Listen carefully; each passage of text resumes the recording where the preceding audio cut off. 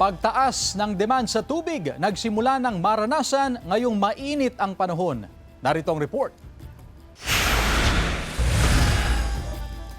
Nagsimula nang tumaas ang demand sa tubig sa Mangaldan, Pangasinan. Karaniwan daw ito nangyayari tuwing tag-init o dry season.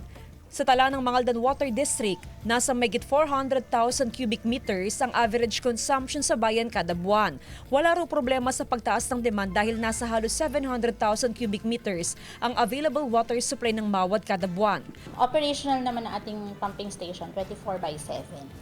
So, tas interconnected po ang ating mga lines, main lines. So, Umaasa ang mga water consumer na sa kabila ng pagtaas sa demand sa tubig ay hindi magkakaproblema sa supply nito. Siyempre, kailangan po everyday. Tapos, kailangan din po ng mga bata, kailangan din ng panligo po ng mga panlaba, ganyan po. Mas importante po talaga siya araw-araw. Bagamat sapat ang supply ng tubig sa bayan, panawagan ng Mawad sa publiko na maging responsable sa pagkonsumo sa tubig. Mahalaga pa rin magtipid sa paggamit ng tubig. Palagi ring i-monitor ang mga water pipe sa bahay para maiwasan ang water leakage na magreresulta sa mataas na konsumo. Kasama si Daryl Peralta, Jasmine Gabriel Galban, One North Central Luzon.